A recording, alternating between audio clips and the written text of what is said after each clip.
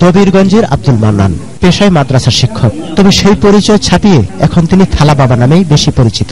সিরামিকের থালায় লিখে দেন আরবি অক্ষর, দাবি করেন সে থালা ধুয়ে পানি পান করলেই সেরে যাবে ক্যান্সার, প্যারালাইসিস সহ জটিল আর কঠিন সব রোগ।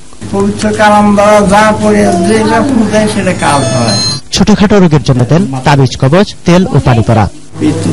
পাথর, গোল ব্লাডার পাথর, তারপরে ক্যান্সার। সিরাজগঞ্জ ছাড়াও আশপাশের জেলা থেকে অনেক রোগী ভিড় করেন তার বাড়িতে। শিক্ষা ও সচেতনতার অভাবে সরল বিশ্বাস নিয়ে আসেন তারা। থালা বাবা জানান তিনি কারো কাছ থেকে টাকা নেন না, কেউ কিছু দিলে নাও করেন না।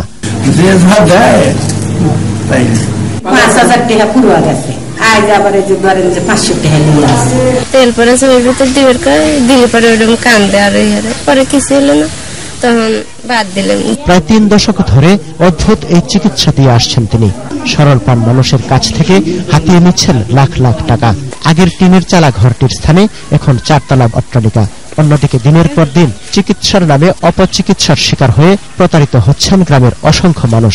সব অসুখে তেল ভরাতে সেটাই গেল, এইভাবে ভুয়া মেয়েদের 60 টাকা নেয়, ভুয়া মাছ।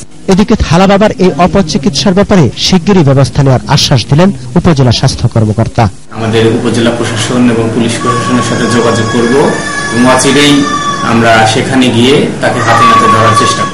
রোগ নিয়ে সরল প্রাণ মানুষের বিশ্বাসকে পুঁজি করে এভাবে আর কেউ যাতে প্রতারণা করতে না পারে সে ব্যাপারে দ্রুত কার্যকর ব্যবস্থা নেওয়ার দাবি ভুক্তভোগী ও সচেতন মহলের।